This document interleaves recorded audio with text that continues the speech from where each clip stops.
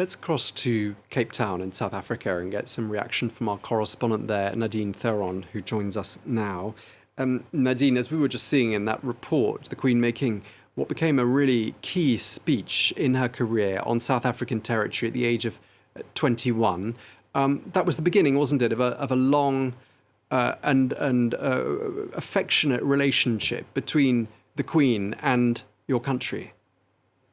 Yes, she visited the country as a princess in 1947 and turned 21, and then she delivered that radio message in South Africa. But she only returned in 1995 when she was invited by former President Nelson Mandela, and that started a lifelong friendship between Mandela and the Queen. She returned again 4 years later, but that visit in 1995 was really important to South Africans because before that, as discussed, there were sanctions against South Africa, and South Africa was ostracized by the rest of the world because of the apartheid regime. And the Queen coming to embrace the country back in, and welcome them back into the Commonwealth was really important in 1995, and she returned in 1999, as I said. And I don't know if many people know this, but the crown jewels in her crown are actually, some of them are diamonds from South Africa.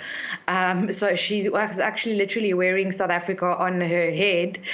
Her children obviously also loved South Africa, and it even grandchildren. I mean, the last royals to visit South Africa was Prince Harry and Meghan Markle only 3 years ago on a Commonwealth tour.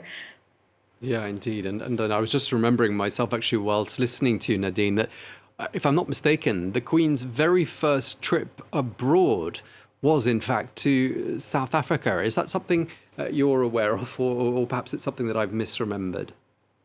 I am not 100% sure of that. Sorry to put you on the spot there. 1947, but I know she accompanied her father on that trip. And she said when she returned in 1995 that she's always wanted to return. And she had a lifelong love also of South Africa's natural beauty.